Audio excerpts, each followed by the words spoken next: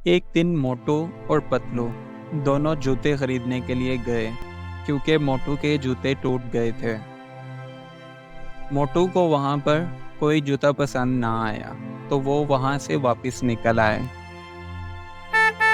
रास्ते में पतलू ने मोटू को बताया, मोटो, यहाँ करीब में एक शॉप है। उसके पास ऐसे जूते हैं कि जो उनको पहन ले वो हवा में उड़ने लगता है। मोटू ने कहा।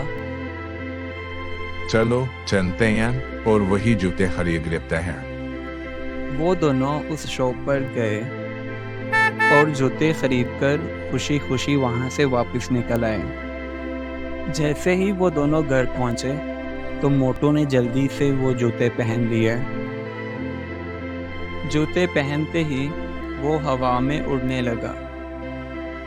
मोटू हवा में उड़कर बहुत खुश हो रहा था और उसे देखकर पतलू भी बहुत खुश था।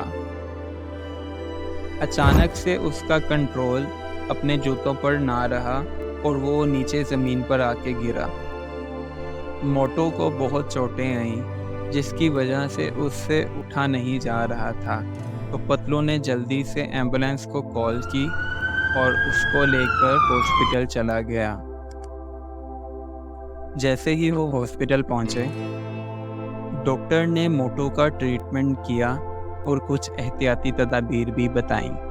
इस कहानी से हमें ये सबक मिलता है कि नई महारतों को सीखने में वक्त लगता है और हमें इसलिए सब्र और एहतियात से काम लेना चाहिए।